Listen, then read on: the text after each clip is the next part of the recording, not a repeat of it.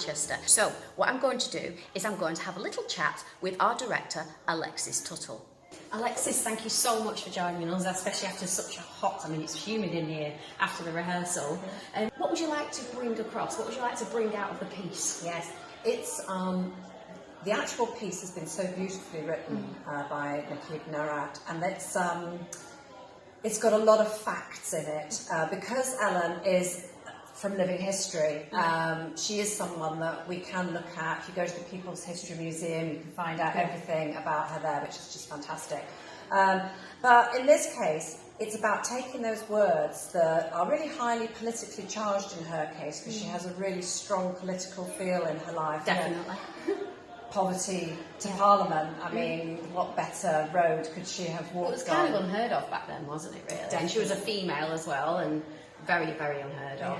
Yeah. So she really pushed boundaries, and that's what I want to do with this text. I want to try and push the boundaries. I think that more than anything, her energy.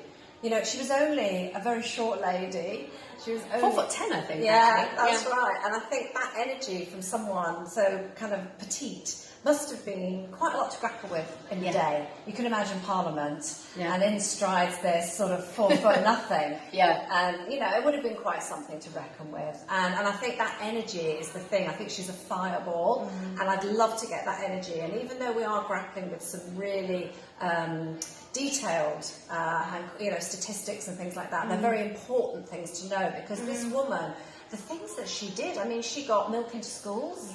I'm sure you know a few things that she's done. Yeah, she was the first female education minister.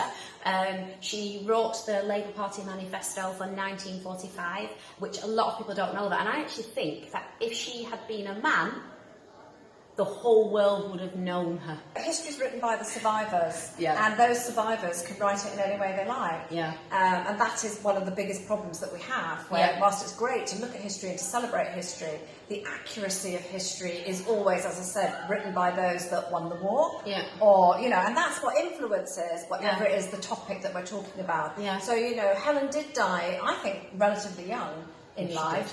And her legacy has clearly been swept under the carpet as a result. Yeah, definitely. And it wasn't by a woman who swept it under the carpet either. Well, of course it wasn't. We're in very interesting political climate at the moment, aren't we? But maybe we shouldn't go down that line too much, because, we don't want to depress everybody, do we? So, our first show is on Saturday the 17th of August at 2 o'clock, I think. That's correct. And it's at the Manchester Central Library, and you can get tickets online as well.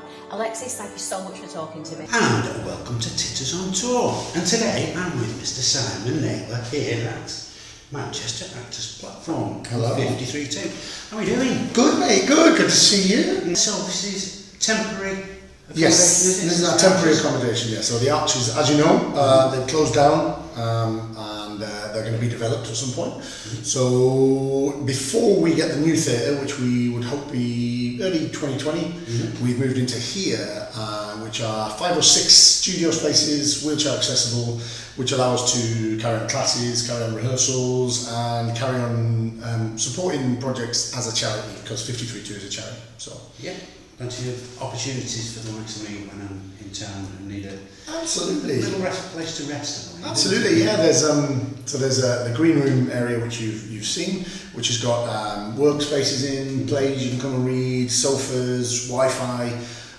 If you need a studio, we say any actor can pop in, or creative, anytime they want, and they can have a studio free for 30 minutes. So if you've got an audition coming up, you can just head in, get your head in gear, and go do your thing. And you've got plenty of takers at the moment? Yeah, it's busy, even on a Sunday today. So today we've got Baps in, auditioning. We've had a fantastic group called Tits Up, which fits perfectly with your name. They were in... remember it.